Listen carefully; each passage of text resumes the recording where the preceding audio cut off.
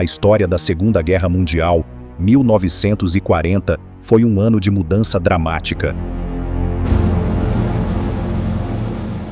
No início, as pessoas assistiam e esperavam ver o que Adolf Hitler faria a seguir, mas para os aliados, enquanto o Führer empregava suas táticas de blitzkrieg em toda a Europa, engolindo os Países Baixos e a França em seu sempre em expansão império nazista, já era tarde para detê-lo.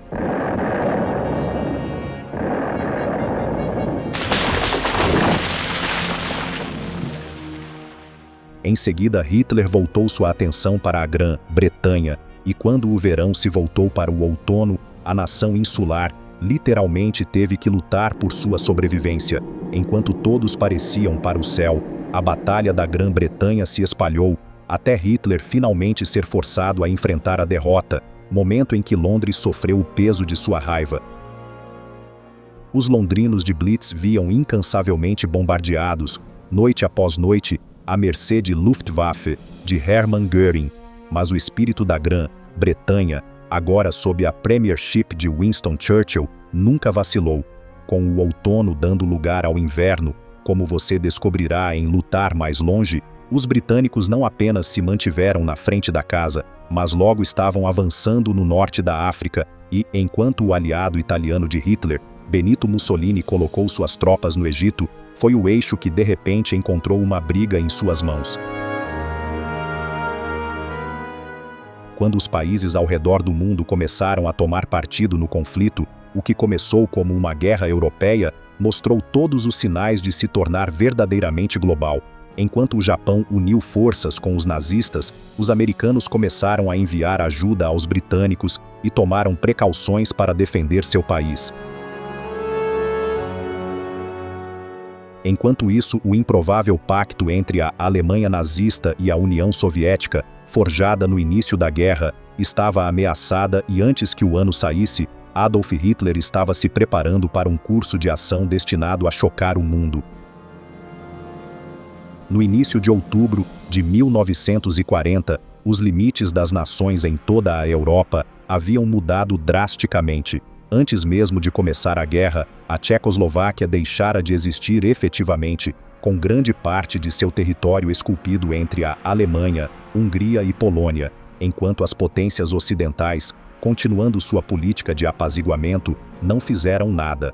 Logo se tornaria difícil ignorar a ameaça que a Alemanha nazista apresentou, no entanto, como quando Adolf Hitler ordenou a invasão da Polônia em 1º de setembro de 1939, em 2 dias a Grã-Bretanha e a França foram atraídas para uma guerra que duraria 6 longos anos. Enquanto isso, em meados de setembro, Adolf Hitler percebeu que a invasão do país, o codinome Operação Sealion, teria que ser adiado e que a Alemanha havia perdido a Batalha da Grã-Bretanha. Embora os nazistas continuassem a bombardear as cidades e as cidades da Grã-Bretanha durante o Blitz, no outono de 1940, com a maior parte da Europa ocupada pelas tropas do Terceiro Reich, Hitler tinha outros assuntos para preocupá-lo. Ele estava ansioso para começar a trabalhar nas ideologias que descrevera em sua autobiografia Mein Kampf. Isso chamaria sua atenção para o Oriente, onde, em sua opinião, os 2 maiores males do mundo residiam: os comunistas e os judeus. Em Mein Kampf, ele não havia segredo de seu ódio pela raça judaica e, em 1922, ele confessou: uma vez que eu realmente estou no poder, minha primeira e principal tarefa será a aniquilação dos judeus. No início de outubro, ficou claro que a determinação de Hitler em realizar ameaças anteriores não havia vacilado, e na Polônia, um país com a maior população judaica da Europa, o horror do plano diretor nazista não poderia ter sido mais evidente. Antes da deportação em massa para campos de concentração, os judeus foram coletados em guetos nas cidades e, em 3 de outubro de 1940, os judeus de Varsóvia foram instruídos a se mudar para o que se tornaria o maior gueto de todos.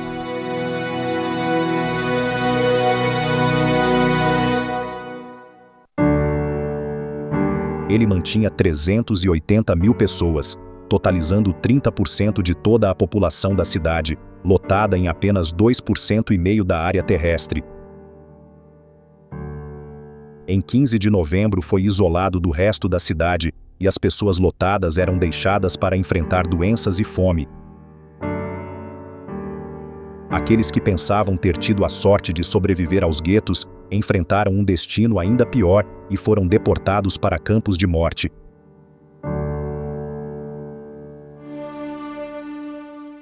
Embora a percepção pública do Holocausto seja a tentativa de Hitler de erradicar os judeus, muitos outros grupos também foram alvo. Foi decidido em uma conferência em Berlim expulsar 30.000 ciganos da Alemanha e enviá-los para a Polônia. Aqui eles seriam colocados em campos de morte como Auschwitz, onde foram isolados dos outros prisioneiros.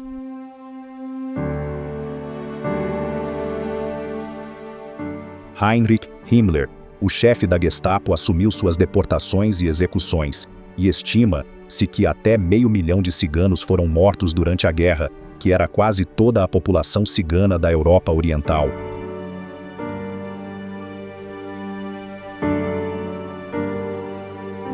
Nos campos de concentração nazista, os prisioneiros teriam símbolos para usar, o que mostrou seu status na hierarquia do prisioneiro, dependendo da raça ou religião, entre muitos outros fatores. Os ciganos foram marcados com triângulos negros e mantinham o status mais baixo nos campos junto com os judeus, que tinham o símbolo de identificação da estrela. As pessoas também foram alvo, dependendo de suas alianças políticas, e os comunistas foram especialmente odiados por Hitler e identificados por um triângulo vermelho. As experiências de Hitler da Primeira Guerra Mundial moldaram sua atitude para muitos dos grupos que sofreriam quando ele chegasse ao poder. Na opinião de Hitler, a Primeira Guerra Mundial não havia sido perdida pela incapacidade da Alemanha de lutar, mas pela sabotagem intencional do esforço de guerra de judeus, socialistas e bolcheviques. Em 1917, a Revolução havia rasgado o Império Russo, enquanto a Primeira Guerra Mundial ainda estava furiosa, e um líder comunista, que Vladimir Lenin, havia ocorrido no centro do palco, defendendo a igualdade e a irmandade universal. Quando o czar foi derrubado, no entanto, o país ficou dividido em uma sangrenta guerra civil que trouxe a morte e o sofrimento a milhões de pessoas. Havia um medo genuíno na Alemanha de que a Revolução Bolchevique se espalhasse mais longe. De fato, no início de 1919, era evidente que as ideologias comunistas haviam surgido na Alemanha quando duas tentativas de revoluções comunistas ocorreram em Berlim e Munique. Ambos foram brutalmente esmagados, principalmente pelos Freikorps, um grupo paramilitar de veteranos de guerra retornados que odiavam os comunistas. Muitos desses homens se tornariam figuras seniores no Partido Nazista, e de fato, uma das principais razões para a existência do Partido Nazista era combater o comunismo. Em Mein Kampf de Hitler, ele também não escondeu seu ódio pela União Soviética. Ele considerou os soviéticos sub-humanos e governado por bolcheviques judeus, e viu uma guerra em sua nação como uma parte inevitável de seu plano diretor. Ao contrário dos nazistas, os comunistas acreditavam em uma irmandade universal e igualdade, e para Hitler, sua destruição seria inevitável no caminho para a dominação mundial.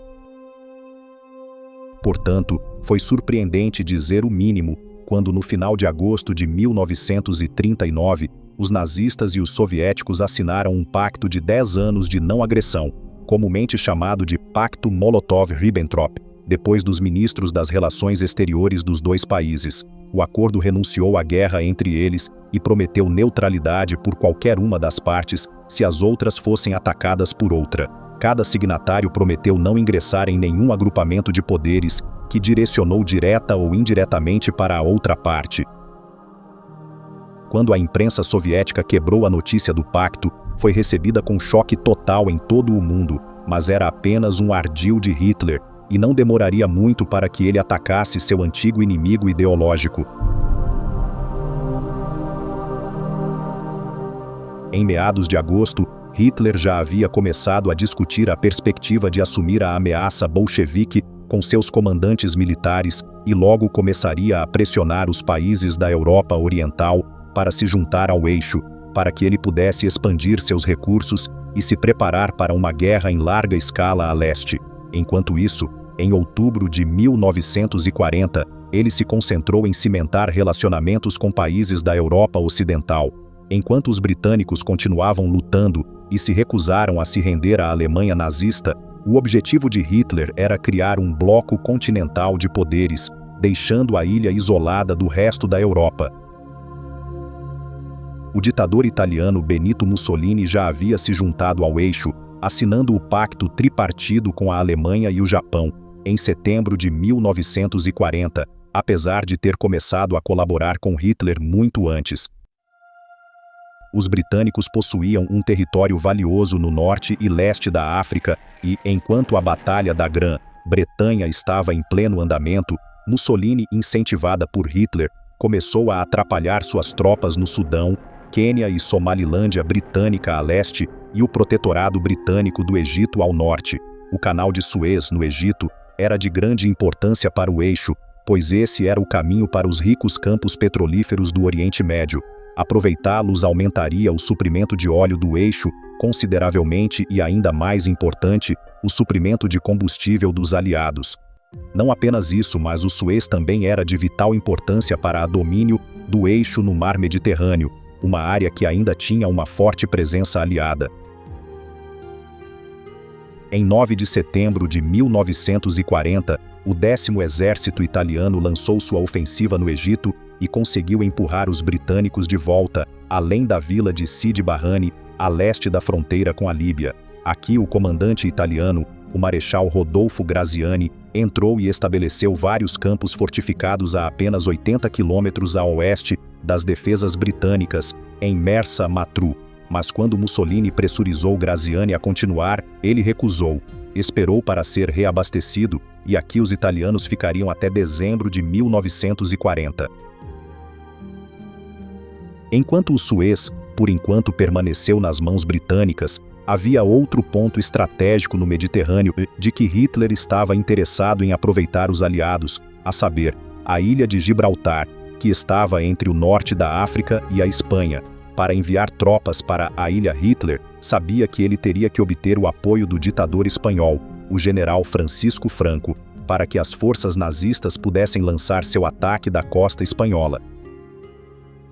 Com grandes esperanças, o líder nazista viajou para Hendaye, na fronteira francesa, para discutir o assunto com o líder fascista em 23 de outubro de 1940.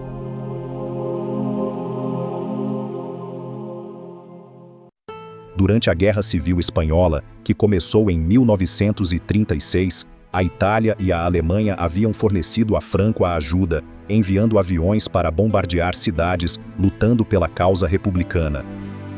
A Liga Alemã de Condor e a Força Aérea Italiana atacaram Barcelona e a cidade de Guernica, na região basca. Mas, embora Franco tenha aceitado a assistência feliz dos nazistas no passado, ele estava desconfortável em convidar os alemães a acampar à sua porta.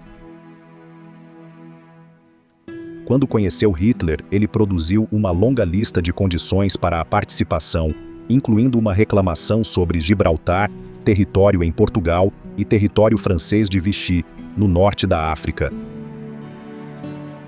Enquanto Hitler esperava consolidar as relações com Vichy France, ele não tinha escolha a não ser recusar o líder espanhol.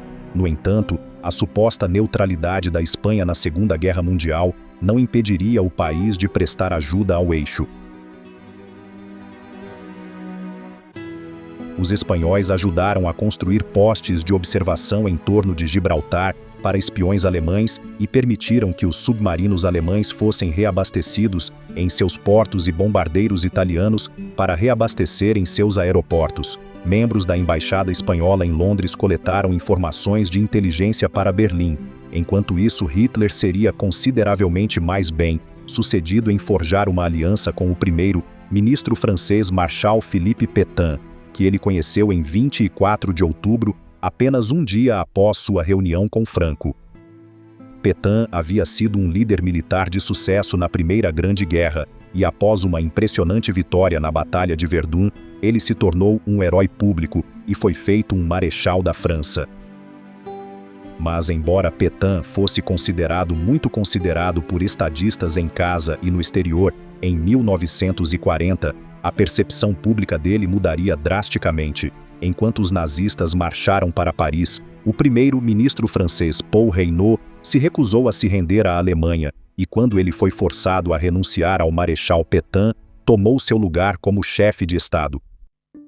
Foi Petain quem assinou o armistício com a Alemanha em 22 de junho de 1940, que deu aos nazistas o controle sobre o norte e oeste do país, incluindo toda a costa atlântica.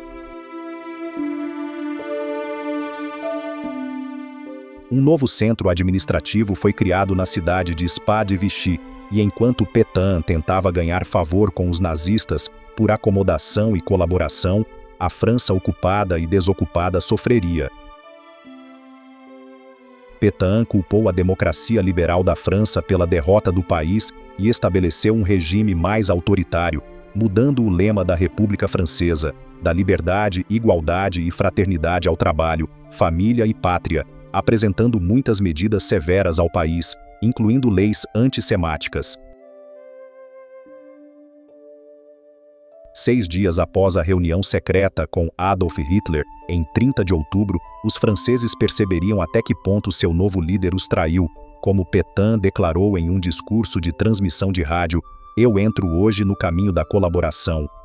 Ficou claro que sua aliança com a Alemanha nazista havia sido selada.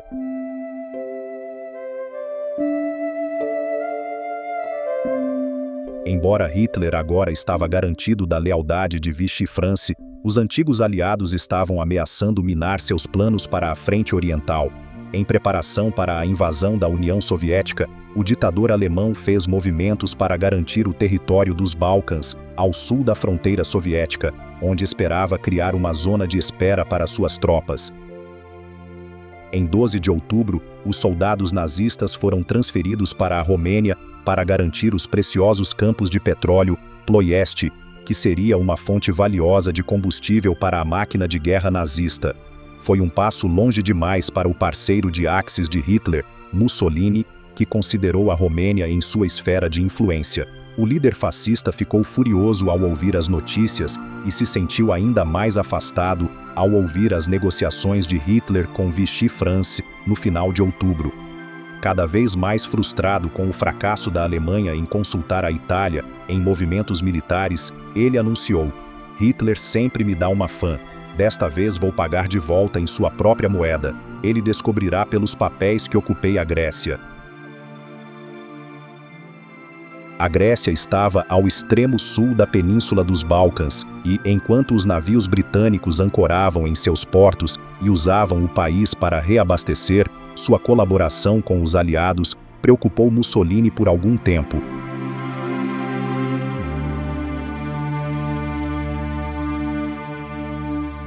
Deseja provar que ele estava a caminho de criar um novo império na escala do Terceiro Reich. Mussolini decidiu que agora era o momento de atacar. Sem consultar Hitler, na véspera de 28 de outubro, o líder italiano enviou seu embaixador em Atenas, com um ultimato ao governo grego: permita a passagem livre para tropas italianas na Grécia, ou enfrentam guerra. Os gregos tiveram um bom relacionamento com os britânicos, e seu rei, George II, era um anglófilo ardente, interessado em manter laços estreitos com o país. Dificilmente surpreende então que, quando confrontado com o ultimato de Mussolini, a resposta grega foi: "Então é guerra." No dia seguinte, as forças italianas atravessaram a fronteira da Albânia, assegurada pelos líderes militares que a guerra greco-italiana não duraria mais de 2 semanas. Mas os gregos não cederiam facilmente, e a Itália logo se retiraria para o território do Eixo. Enquanto isso, quando a guerra rasgou a península, as esperanças de Hitler de garantir que os Balcãs permanecessem uma área de espera tranquila antes de atacar a União Soviética ter sido frustrada. Enquanto os eventos se desenrolavam no continente, em todo o Oceano Atlântico, os Estados Unidos da América estavam de olho nos assuntos europeus. Em 1940, foi o ano da eleição, e o presidente Roosevelt estava tentando, por um lado, minimizar a possibilidade de a América ingressar na guerra e, por outro, tentando silenciosamente ajudar os aliados. Nos anos entre guerras, o povo americano hesitou em se envolver em outra guerra distante, tendo perdido muitos jovens na Primeira Guerra Mundial. No entanto, enquanto os nazistas continuaram a bombardear a Grã-Bretanha, Winston Churchill havia enviado delegados para a América para pedir ajuda, e Roosevelt se sentiu obrigado a ajudar aqueles que combatem o eixo. Em 3 de setembro de 1940, o Congresso concordou em alterar a Lei de Neutralidade para permitir as vendas de munições para os britânicos e franceses. 50 destruidores de excesso de idade foram enviados para a Grã-Bretanha em troca de bases no Atlântico e no Caribe, marcando o início dos movimentos da América em direção à beligerância. Em outra jogada ousada, em 14 de setembro, o Congresso aprovou a Lei de Treinamento e Serviço Seletivo de 1940, que exigia que os rapazes se registrassem nos quadros de rascunhos locais. Este foi o primeiro recrutamento em tempos de paz na história dos Estados Unidos e, em 16 de outubro, quando o secretário de guerra, Henry Stimson, desenhou a primeira cápsula do rascunho, enquanto o país olhou, o registro havia começado.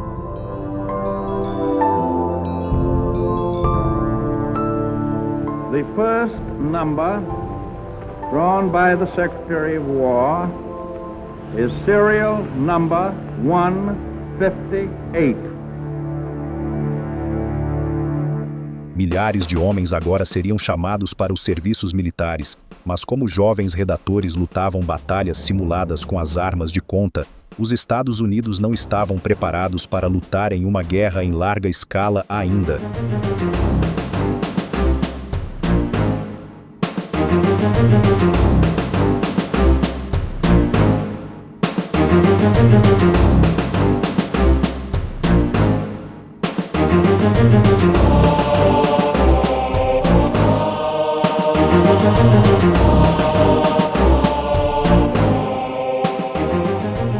Enquanto isso, Roosevelt teve uma corda bamba difícil para andar, com uma eleição presidencial devido no final do ano. Embora houvesse aqueles que apoiaram a intervenção com muitos mais isolamentos apoiados da guerra, e se o presidente quisesse manter o público feliz, ele teria que encontrar uma maneira de agradar as duas partes.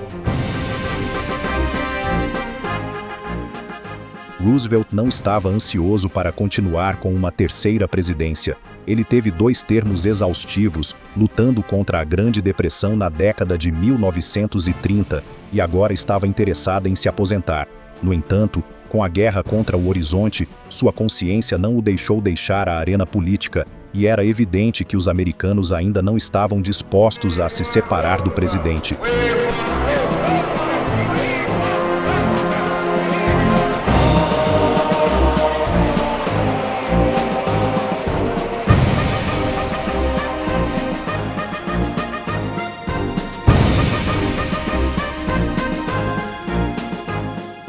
Nas semanas, enfrentar a eleição que Roosevelt enfrentaria uma dura batalha contra seu concorrente, o candidato do Partido Republicano, Wendell Willkie.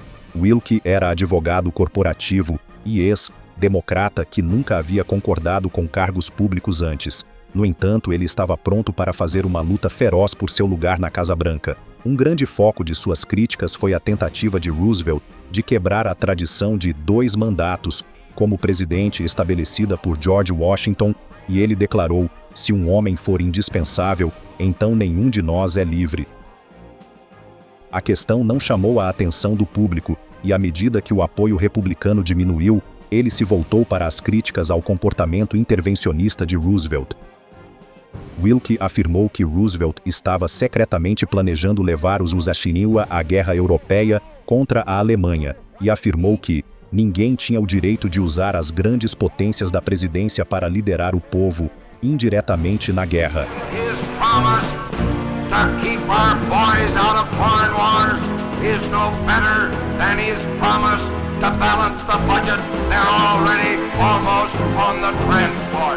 Enquanto as acusações fluíram e o apoio aos republicanos cresceu, Roosevelt se defendeu admiravelmente e enfatizou que sua intenção era fazer todo o possível para manter a América fora da guerra. Nos estados do Nordeste, ele repetiu diariamente a mensagem: "Estou lutando para manter nosso povo fora de guerras estrangeiras, e continuarei lutando." Ele declarou: "Eu já disse isso antes, mas direi de novo e de novo e de novo. Seus meninos não serão enviados para nenhuma guerras estrangeiras."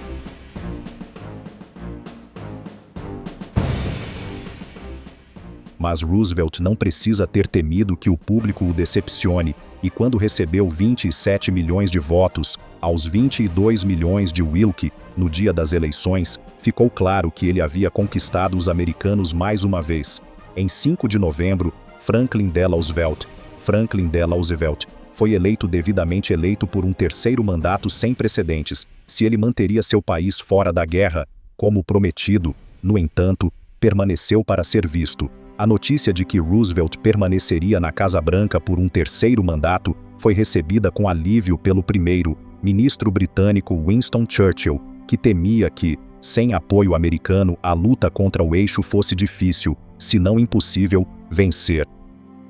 Enquanto as bombas continuavam chovendo sobre os britânicos, o Blitz não era a única causa de preocupação com Churchill, como a Batalha do Atlântico, que havia começado quando a Grã-Bretanha declarou guerra contra a Alemanha em setembro de 1939, estava afetando o transporte de mercadorias aliadas. A Grã-Bretanha era uma nação insular com um império no exterior, e sua sobrevivência e capacidade de lutar dependiam muito de suprimentos de todo o Oceano Atlântico, e à medida que mais barcos foram perdidos no mar, os produtos que chegavam ao país estavam se esgotando rapidamente.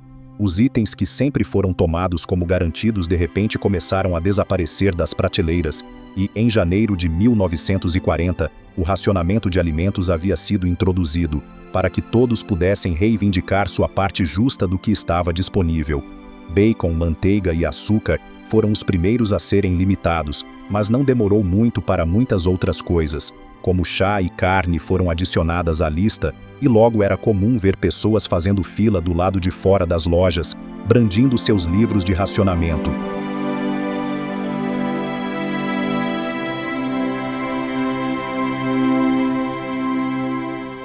No entanto, a comida não era a única coisa a ser racionada, e com quantidades limitadas de combustível, a gasolina foi o primeiro item introduzido para racionar em 1939. Embora a produção de combustível continuasse na Grã-Bretanha ao longo da guerra, grande parte foi reservada para os caminhões e tanques do exército, bem como os planos da RAF. Os bombardeiros percorreram longas distâncias ao território do eixo e precisavam de uma enorme quantidade de combustível.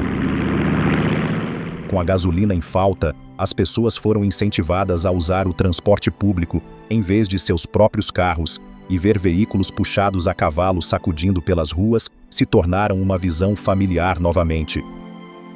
Alguns, no entanto, preferidos usando um método mais inspirado de obter, e os sacos de gás eram ocasionalmente usados para fornecer a carros com combustível. A queda da França em junho de 1940 exacerbou o problema de levar suprimentos para as ilhas britânicas. Com a França sob a ocupação nazista, os submarinos alemães tinham acesso direto ao Atlântico dos portos franceses ocidentais de Brest e La Rochelle. Isso os colocou muito mais perto das rotas de comboio do que o normal, e efetivamente dobrou seu alcance e os tempos de patrulha.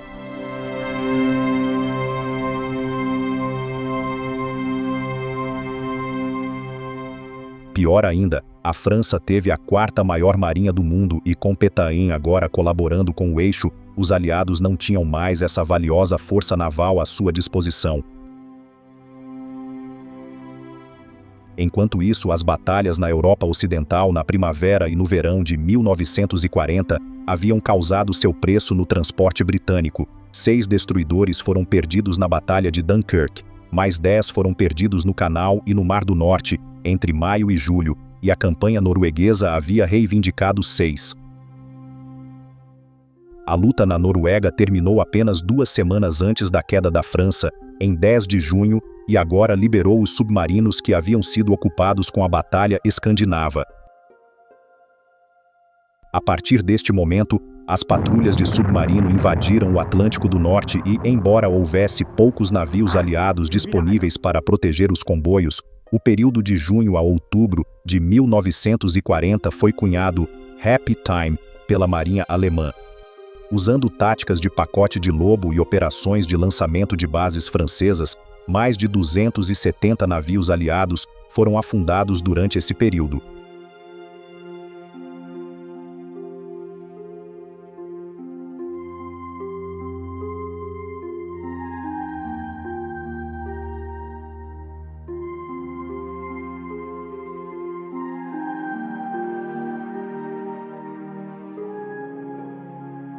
Enquanto isso, as equipes de submarino se tornaram heróis em casa, e os capitães mais bem-sucedidos se tornaram ases de celebridades. Isso incluía Gunther Prien, que havia afundado o Royal Oak em Scapa Flow em 1939 e afundou mais de 30 navios aliados durante a guerra.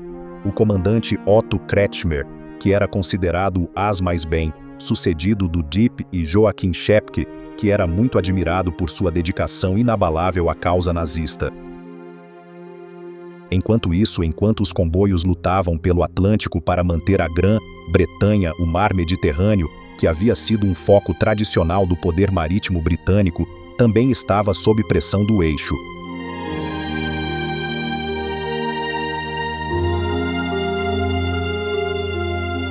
Com as tropas de Mussolini agora pressionando no Egito, era vital levar suprimentos para as tropas que defendiam o território aliado. Mas enquanto os italianos eram convenientemente fornecidos pelo continente italiano, as ações britânicas tiveram que viajar pela duração do Mediterrâneo desde a ilha de Gibraltar. Evidentemente, isso colocou a marinha italiana em uma posição forte para cortar suprimentos para tropas aliadas, e os comandantes britânicos estavam ansiosos para resolver o problema. Em 1935, quando Mussolini fez o objetivo de criar um novo Império Romano e marchou suas tropas para a Abissínia, na África, estrategistas militares britânicos começaram a examinar a possibilidade de um ataque à base naval italiana em Taranto.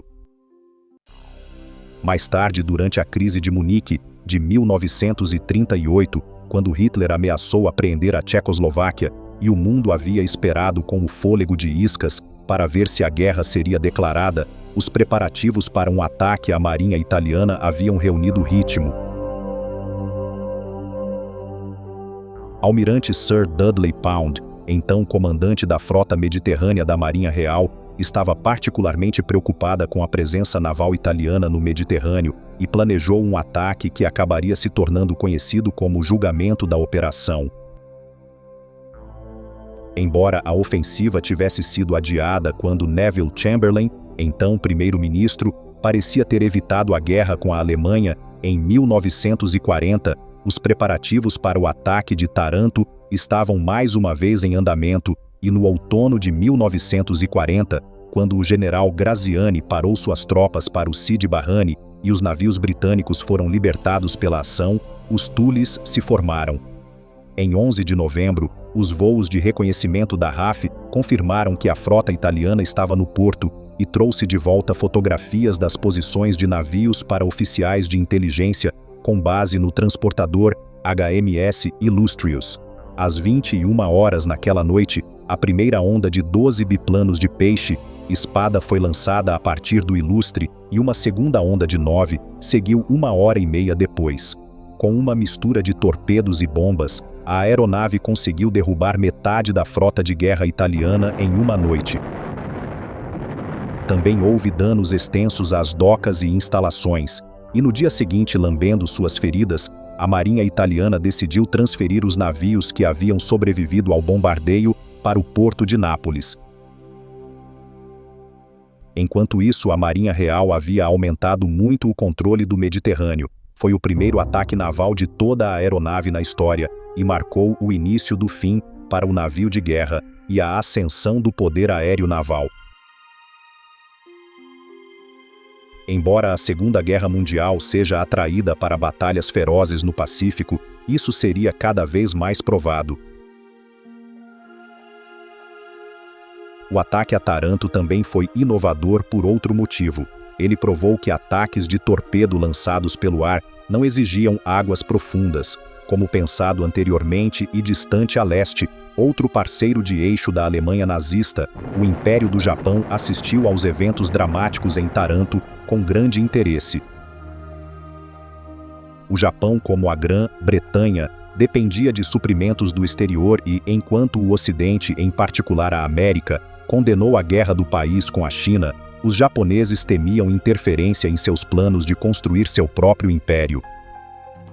O almirante japonês Yamamoto ficou particularmente impressionado com a ofensiva e viu que, se não houvesse opção a não ser combater a América, eles poderiam prejudicar a frota naval do Zeppelin Mosatro antes de partir para as águas orientais. O bombardeio de Taranto se tornaria o plano para o ataque do Japão a Pearl Harbor em dezembro de 1941.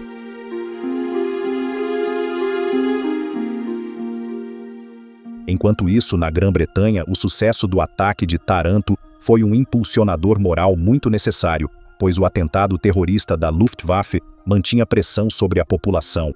A Blitz, que começou no início de setembro de 1940, continuou inabalável, e a vida estava longe de ser fácil para aqueles que continuaram lutando na frente da casa.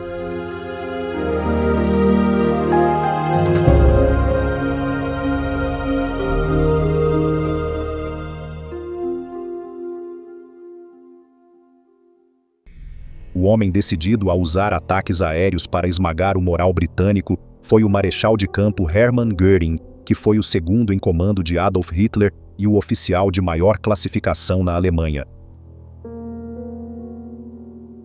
Como veterano da Primeira Guerra Mundial e um dos primeiros membros do Partido Nazista, Göring formou uma amizade próxima com Hitler e foi nomeado comandante da Luftwaffe em 1935. Com aeronaves que ostentavam os mais recentes desenvolvimentos militares, não havia dúvidas de que a Luftwaffe era uma das forças aéreas mais poderosas do globo com o início da Segunda Guerra Mundial, e convencido de sua superioridade, o Marechal do Ar orgulhosamente anunciou: "Se um bombardeiro inimigo alcançar o Ruhr, meu nome não é Hermann Göring." Mas no outono de 1940, enquanto a RAF lutou para defender seu país contra a invasão, ficou claro que a Luftwaffe teria que aceitar sua primeira derrota na Batalha da Grã-Bretanha.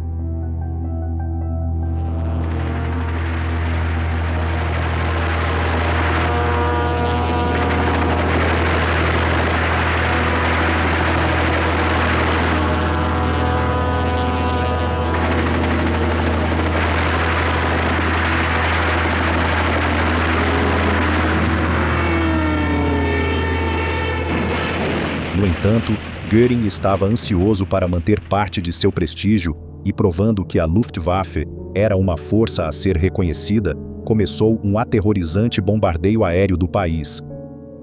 A primeira fase do Blitz, de setembro a outubro de 1940, se concentrou em subjugar a capital britânica, com grandes bombardeios em Londres, tanto noite quanto dia. Mas em novembro de 1940, a Blitz assumiu uma nova forma, e um ataque em particular só poderia ser descrito como um ataque pessoal de vingança. Enquanto a Luftwaffe segmentou a Grã-Bretanha, a RAF também começou a causar sua parte justa de danos, atacando cidades e cidades da Alemanha, mas em 8 de novembro eles deram um passo longe demais, no que diz respeito a Adolf Hitler.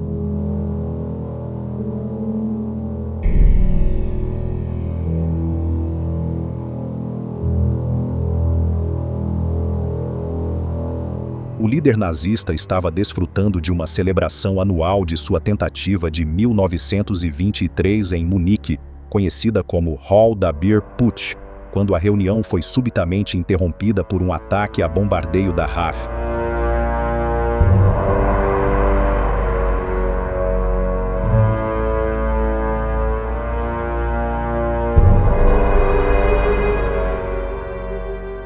O Führer ficou furioso e determinou que um ataque à capital do movimento nazista não ficaria impune. Ele ordenou que Göring fosse lançar a Operação Moonlight Sonata.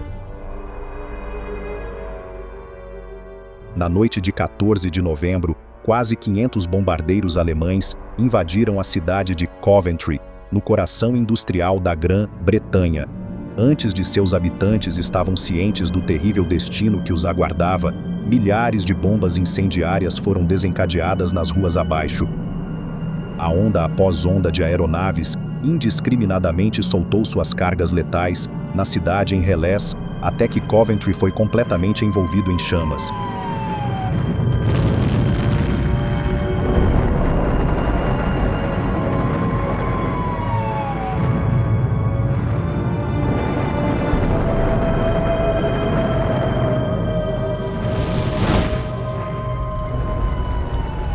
Em 10 horas, a partir das 7 horas e 20 minutos, até o amanhecer, quase 150 mil bombas incendiárias e 500 toneladas de altas explosivas foram liberadas, e pela manhã, a cena era de devastação total.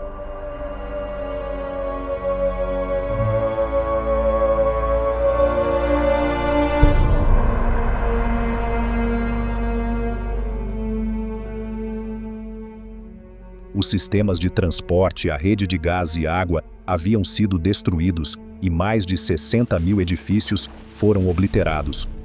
Ao contrário da maioria das cidades e cidades britânicas, quase não havia desenvolvimento em Coventry e grande parte da cidade medieval estava de pé no momento do ataque, apenas para ser achatado em uma noite terrível. Quase não havia um prédio sem danos no belo centro da cidade, e até a Catedral de São Miguel do século XV havia sido destruída.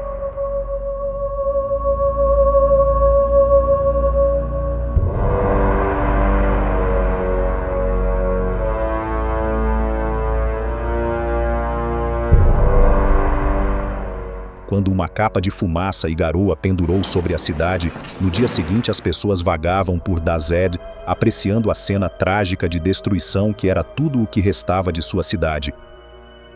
Enquanto isso, quando o resto do país acordou para ouvir as terríveis notícias, poucas horas depois do secretário do Interior britânico, Herbert Morrison, chegou e logo se juntou ao rei George VI, que fez uma visita sem aviso prévio para dar apoio moral aos cidadãos carentes.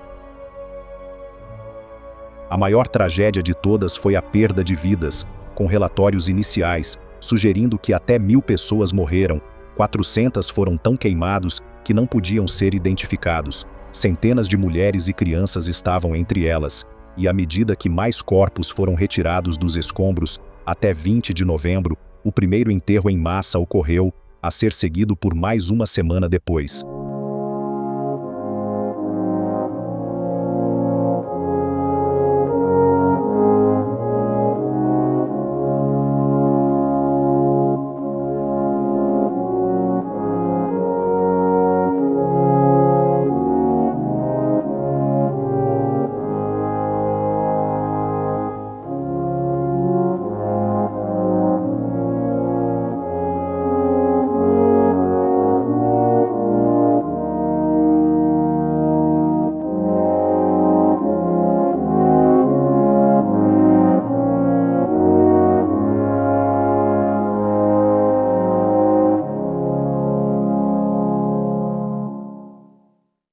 Enquanto o povo da Grã-Bretanha lamentou sua perda, mais esperança estava no horizonte. Após o avanço italiano no norte da África, o general Archibald Wavell, o comandante do Comando do Oriente Médio, ordenou os preparativos para um contra-ataque britânico e o período de relativa inatividade na região estava prestes a chegar ao fim. Em 7 de dezembro de 1940, o comandante da Força do Deserto Ocidental, Tenente-General Richard O'Connor, recebeu ordem de iniciar a Operação Compass e atacar os italianos com sede em Sidi Barrani. Uma das fraquezas das defesas italianas ao redor da vila foi que suas forças estavam divididas entre vários campos fortificados no vasto deserto, espaçados amplamente separados em uma corrente. Isso significava que, em 8 de dezembro, as tropas britânicas poderiam passar despercebidas através de uma lacuna na cadeia e, atacando por trás, pegar um acampamento após o outro. Em 10 de dezembro, as forças aliadas estavam em posição, bloqueando as saídas sul e sudoeste de Sidi Barrani, e depois de lançar um ataque às tropas do eixo, na noite do dia 11, toda a resistência cessou e os italianos haviam se rendido. A partir daqui, as tropas de O'Connor continuavam a tomar Salum, Halfaya e Forte Capuzzo, na Líbia, e, em 15 de dezembro, todas as forças italianas haviam sido expulsas do Egito ou eram prisioneiros. Foi um momento negro para Mussolini, não menos importante, porque a Batalha da Grécia estava se saindo um pouco melhor e não apenas os italianos foram expulsos do território grego, mas em meados de dezembro, um quarto da Albânia ocupada italiana estava sob controle grego. Enquanto isso, Hitler tinha pouco tempo para se preocupar com as tentativas desastrosas de Mussolini de expandir o Império Italiano, e estava ocupado em movimento seus planos para a frente oriental e fortalecendo o controle dos Balcãs.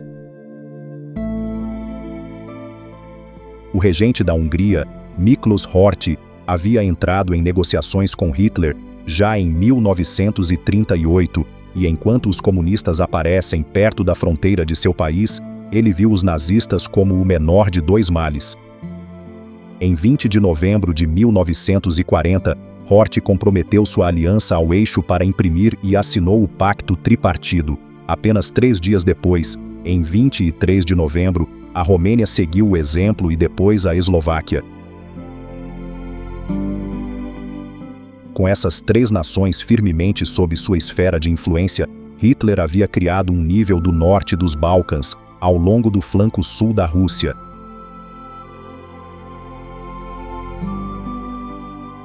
Dentro de semanas, ignorando todas as tentativas de seus oficiais de alto escalão de dissuadi-lo, o líder nazista confirmou seus planos de invadir a União Soviética, com o codinome Operação Barbarossa, e uma data para a invasão foi marcada para 15 de maio de 1941. Enquanto Hitler se movia inexoravelmente em direção a um confronto com seu inimigo, a União Soviética em 1940 terminou. Em 29 de dezembro, o presidente Roosevelt entregou um de seus famosos bate-papos na lareira ao público americano. O discurso marcou um declínio definitivo na política isolacionista dos Estados Unidos e parecia que a intervenção americana estava se aproximando cada vez mais. Embora mais nações tivessem sido atraídas para o lado do eixo, Roosevelt alertou os americanos dos riscos que o Pacto Tripartido colocou, descrevendo-o como uma aliança profana de poder para dominar e escravizar a raça humana.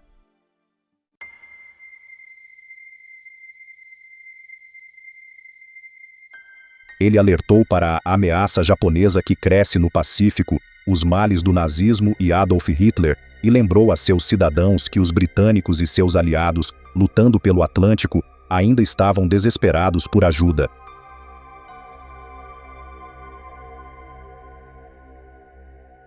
Devemos ser o grande arsenal da democracia, Roosevelt afirmou. Para nós, isso é uma emergência tão séria quanto a própria guerra.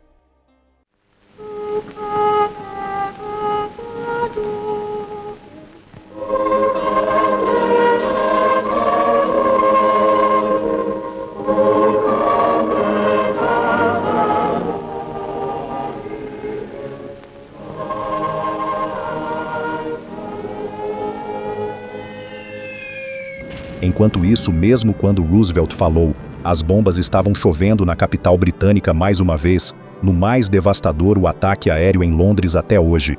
Passaram apenas 4 dias depois que o Natal e a Alemanha começaram seu bombardeio com entusiasmo renovado, criando uma vasta tempestade de fogo que seria chamada de Segundo Grande Incêndio de Londres.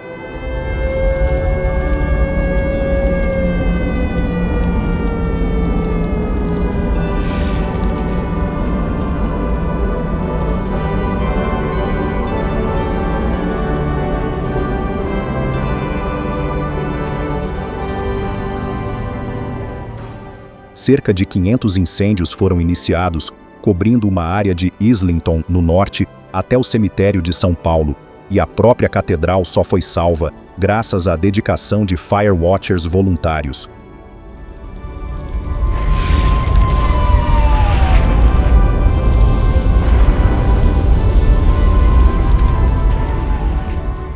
Durante toda a destruição, a rede de água vital foi quebrada para que os bombeiros tivessem que combater a lama e o lodo do rio Thames para alimentar suas mangueiras. Os nazistas escolheram uma noite quando o rio estava em seu menor refgade, tornando a tarefa ainda mais difícil.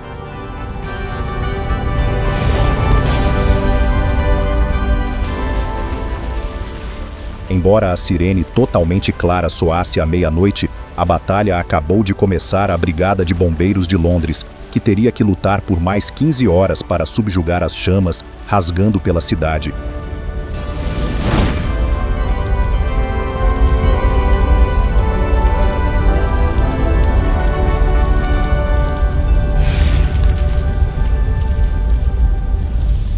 Enquanto a capital da Grã-Bretanha foi envolvida em tumulto, não havia dúvida de que a batalha contra o eixo estava longe de terminar, mas o ano novo prometeu muitas mudanças no teatro de conflitos e, embora a luta na frente e no exterior continuasse por um longo tempo ainda, os eventos de 1941 trariam esperança para aqueles que ainda lutam contra Adolf Hitler.